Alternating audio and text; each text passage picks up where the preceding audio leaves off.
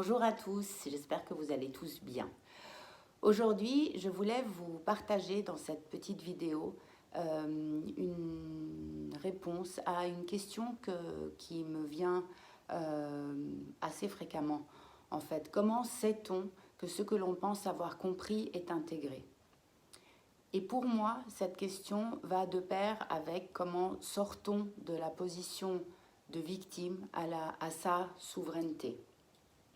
Pour répondre à cette question, je vais vous partager une petite expérience qui m'est arrivée pas plus tard que ce matin, où j'avais en fait mandaté quelqu'un pour un service que cette personne devait me rendre, moyennant bien sûr un prix. J'avais payé le montant total de ce service il y a plusieurs mois. Et j'avais relancé cette personne il y a 3-4 jours pour recevoir un message ce matin que non seulement j'aurais pas le service que j'ai demandé, mais en plus que cette personne avait fait faillite et donc que j'avais perdu tout l'investissement que j'avais payé. Alors c'est pas un énorme montant, mais c'est pas important, c'est pour le principe de ce que j'essaye de vous expliquer. Donc quand je lis ce message, première réaction, il y a de l'énervement qui monte. De la surprise aussi, mais de l'énervement surtout. Et là, j'étais assise sur mon canapé et je me suis dit, bon, va observer tout ce qui se passe à l'intérieur de toi. Et je peux vous dire que ça était en train de monter un peu quand même. Et juste au moment où j'étais vraiment en train d'observer, de dire, mais c'est pas juste, mais quelle idiote je suis d'avoir payé tout le montant, bref, tout le blabla qui peut se passer à l'intérieur, bien, le téléphone sonne et c'était cette personne qui me dit d'une voix très mielleuse au premier allô, comment ça va, vous allez bien? Alors ça, je peux vous dire que ça m'a énervé encore plus. Mais ceci dit, je me suis dit, reste en toi. Donc je suis restée centrée en moi-même et j'ai juste exprimé ma surprise et un peu ma déception, très calmement, jusque-là. Et là, cette personne a commencé littéralement à m'hurler dessus, mais vraiment, et à me dire que je ne pouvais pas lui dire ça, bref. Je vais passer les détails parce que ce n'est pas important, mais j'ai vraiment senti cette vague de colère me déferler dessus. Et c'est là où, pour moi, ça a commencé à être intéressant. Parce que dans ces cas-là, en règle générale, j'ai envie de dire avant, j'étais très déstabilisée. Et ma réaction était soit par la contre-attaque, soit par oh, j'ai dû dire ou faire quelque chose de faux.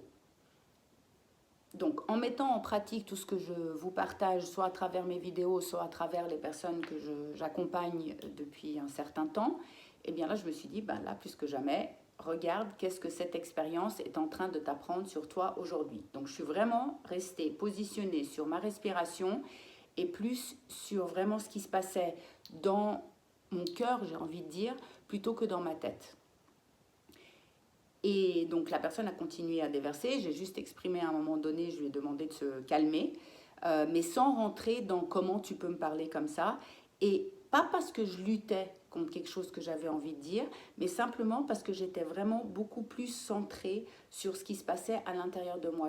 Et je sais par expérience que, en fait, si je vis cette situation, elle est là parce qu'il y a quelque chose en moi qui vibre à une fréquence plus basse, je dirais, ou ce que j'appelle des ondes d'ombre, que c'est pas moche, mais c'est que je connais pas, ou que j'écoute pas. Et donc là, j'étais vraiment à l'écoute. J'étais en train de vraiment respirer. Et quand je parle de l'écoute, c'était vraiment dans mon ressenti physique, pas dans ma tête, pas dans la discussion, pas dans le tu as tort, j'ai raison, c'est pas juste, qui est la position de victime. Ce changement de là où j'ai porté mon attention a tout changé pour moi. Parce qu'à ce moment-là, moi, je n'étais pas en train de partir dans tous les sens. Je me suis pas fait prendre par cette énergie de colère qui, en règle générale, provoque une réaction assez directe. J'étais tellement posée que cette personne, au bout d'un moment, après avoir bien hurlé, l'échange, ça a pu devenir un échange. C'était plus une discussion, une confrontation, ça a pu devenir un échange. Alors, ça ne veut pas dire que je vais avoir mon service ou récupérer mon montant, mais en tout cas pour moi, c'était vraiment c'est marrant parce que c'était une belle confirmation de réponse à cette question de comment on sait si ce que l'on croit avoir compris est intégré.